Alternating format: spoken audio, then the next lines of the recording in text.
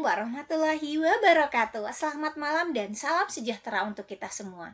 Bapak Ibu guru hebat peserta EGA yang berbahagia, berjumpa lagi dengan saya Supiani pada pertemuan yang keempat, yaitu studi berbasis teknologi.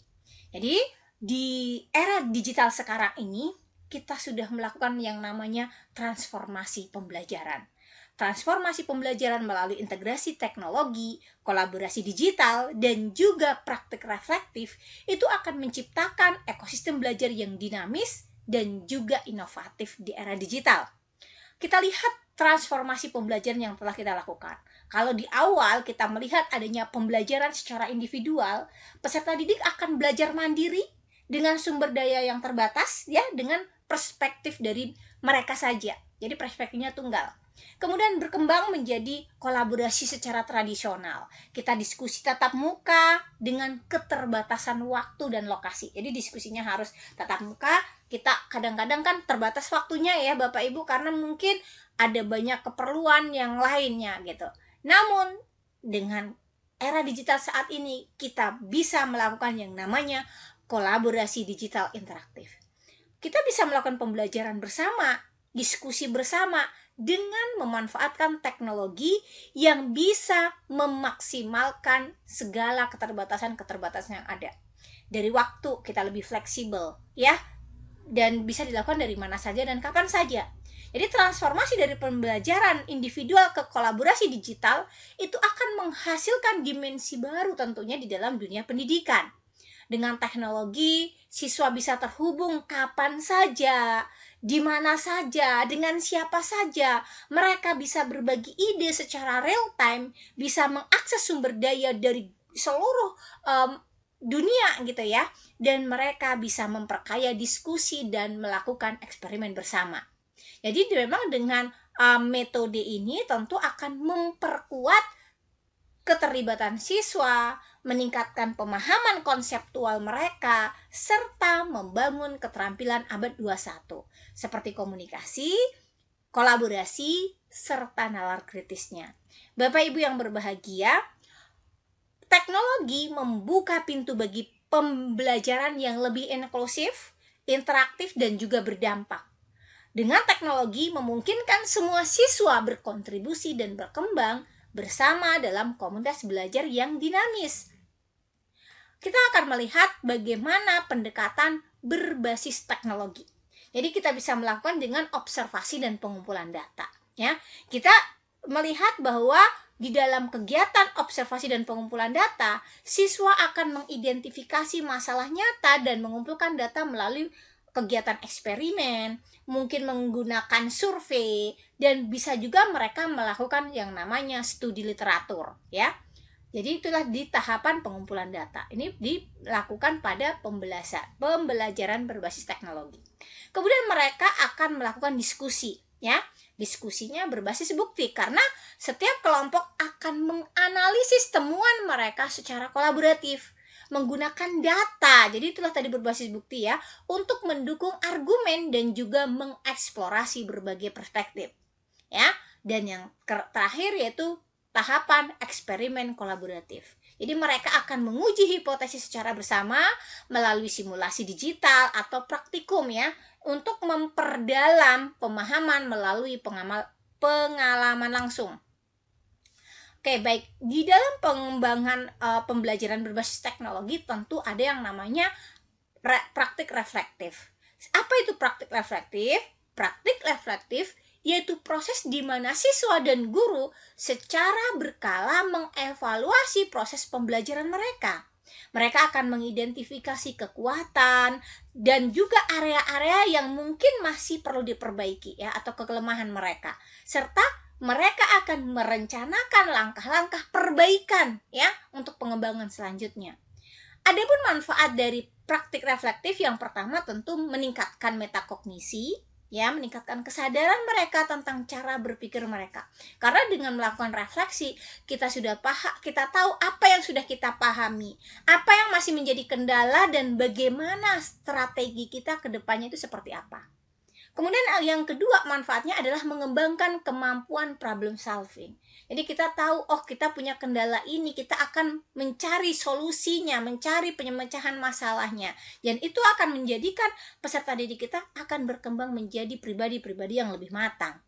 Yang ketiga adalah membangun kebiasaan pembelajaran sepanjang hayat. Dan yang keempat, memperkuat pemahaman konseptual melalui refleksi yang mendalam. Kita lanjut kepada integrasi AI tools ya dan aplikasi digital untuk studi bersama. Jadi AI sebagai asisten pembelajaran dia bisa kita manfaatkan yang pertama pada tahapan pembuatan perencanaan pembelajaran.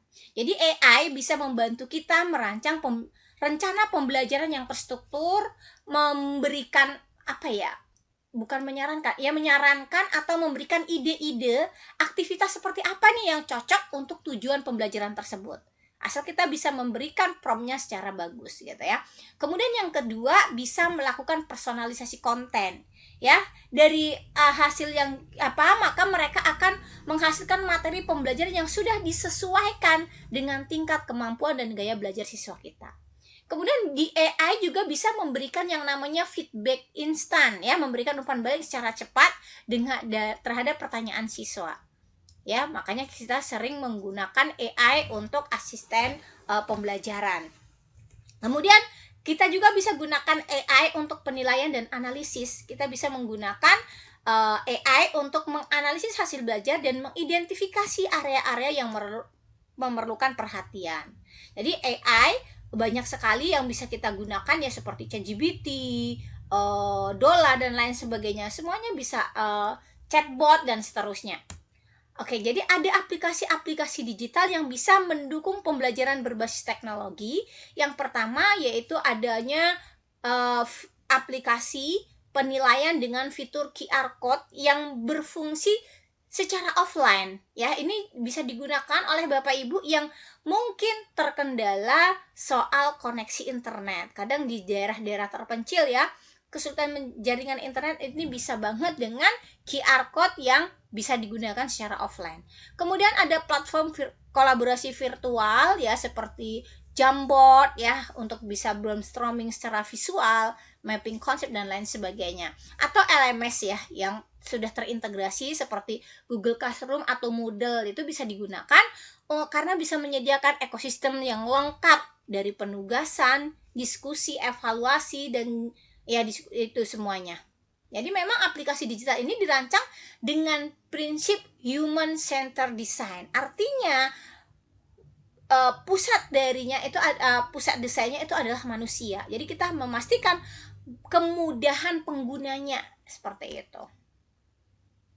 Baik, teknologi di sini mempercepat kolaborasi dan inovasi. Kenapa? Karena dengan adanya pembelajaran kolaboratif modern, itu bisa mengintegrasikan berbagai fitur yang mendukung interaksi secara real time. Jadi berbagai sumber, adanya co-creation content juga. Jadi dengan fitur-fitur yang ada, ya, teknologi ini memberdayakan siswa untuk belajar bersama dengan cara yang lebih efektif dan menyenangkan. Akan mengurangi atau mengatasi batasan ruang dan waktu di dalam pembelajaran tradisional. Kita lanjut ke dokumen digital. Apa sih sebenarnya dokumen digital? Kenapa kita perlu membuat yang namanya dokumen digital? Dokumen digital itu menyimpan proses dan hasil belajar dalam format digital yang sudah terorganisir, mudah dicari, dan aman dari kerusakan fisik. Ya, tidak ada istilah sudah kebakar, sudah dibuang, dan lain sebagainya. Ya, kemudian dengan adanya dokumen digital itu akan memungkinkan akses kapanpun, dimanapun, oleh siapa saja dan kapan saja. Ya, jadi semua stakeholder bisa mengaksesnya. Kemudian bisa dengan dokumen digital kita bisa juga memfasilitasi review dan refleksi terhadap perkembangan pembelajaran sepanjang waktu. Ada banyak manfaat dokumentasi digital ini. Yang pertama untuk siswa. Dokumen digital untuk siswa sendiri, yang pertama manfaatnya adalah melacak perkembangan pribadi mereka ataupun secara kelompok. Jadi dengan adanya dokumen digital ini, mereka bisa melihat bagaimana perkembangan belajar mereka, cara belajar mereka. Mereka akan bisa menentukan, ini cara belajar seperti ini lebih memaksimalkan nih dan seterusnya. Atau mungkin dengan cara belajar seperti ini ternyata nilai saya kurang bagus nih, saya harus perbaiki gitu. Yang kedua, itu bisa mengakses kembali materi untuk direvisi. Ya, misalnya sudah dibuat, kemudian dibuka lagi, ada perbaikan, ada catatan perbaikan dari reviewer atau gurunya begitu ya, mereka akan bisa melakukan revisi. Kemudian bisa membangun portofolio digital pembelajaran. Ya, yang keempat itu bisa berbagi karya dengan audiens yang lebih luas. Sementara manfaat dokumen digital untuk guru, yang pertama memantau progres siswa secara real time, yang kedua mengidentifikasi kesulitan belajar siswa kita lebih awal, yang ketiga memberikan feedback yang lebih tepat sasaran, dan terakhir adalah mengumpulkan data untuk perbaikan kurikulum. Adapun metode dokumentasi yang efektif, yang pertama kita bisa gunakan Google Workspace for Education untuk berkolaborasi. Kita bisa menggunakan Google Doc, ya, Google Sheet, dan Google Slide serta Google Drive untuk penyimpanan. Kemudian kita bisa gunakan WhatsApp Group untuk komunikasi yang cepat. Kemudian kita bisa gunakan LMS ya, seperti Moodle ya, untuk menyediakan struktur formal untuk penugasan, penilaian, dokumentasi, dan pembelajaran dengan fitur analitik yang komprehensif. Kemudian kita juga bisa menggunakan video dokumentasi karena dia bisa merekam presentasi kelompok, demonstrasi praktikum, serta refleksi lisan menggunakan tools seperti Zoom, Looms, dan juga Flipgrid. Kemudian yang terakhir, dengan adanya dokumentasi digital ini, kita bisa membuat yang namanya portofolio digital. Ya, kita bisa menggunakan platform seperti Shusho atau Padlet untuk membuat portofolio visual yang menampilkan perkembangan pembelajaran siswa dari waktu ke waktu. Adapun manfaat dokumentasi digital yang pertama adalah transparansi hasil belajar. Dengan adanya dokumentasi digital ini membuat proses dan hasil belajar lebih visible ya bagi semua stakeholder. Siswa dapat melihat progresnya mereka sendiri, guru memiliki data untuk evaluasi, orang tua bisa memantau perkembangan anak mereka. Kemudian mungkin bagi yang kalau sekolah swasta, mungkin bagian ownernya mereka bisa melihat seperti apa perkembangan layanan yang diberikan oleh satuan pendidikan tersebut. Kemudian kita bisa juga melakukan kolaborasi lintas lokasi ya. Kita bisa dengan adanya dokumentasi digital ini kita bisa menghilangkan batasan geografis yang memungkinkan siswa kita bisa berbagi lokasi atau bahkan beda negara gitu, tapi bisa tetap bekerja sama. Itu tadi ya, karena dengan akses aja begitu ya di Google Docs misalnya, kita bisa saling akses dokumentasi. Kemudian yang ketiga itu adalah fleksibilitas waktu. Dengan pembelajaran yang asinkronus memungkinkan karena semua orang dan kelompok dapat berkontribusi sesuai jadwal mereka masing-masing. Misal kalau saya di kelas dari hari Senin itu sampai jam 10 misalnya, jam 11 ke atas itu kan bisa sudah menginikan gitu ya, mengkoreksi, melihat hasil kerja mereka seperti itu.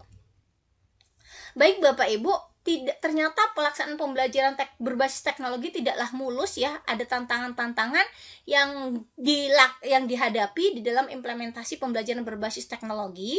Yang pertama yaitu kesenjangan infrastruktur. Masih banyak daerah-daerah terpencil yang memiliki akses internet terbatas, kurangnya perangkat digital, dan ketidakstabilan koneksi internet.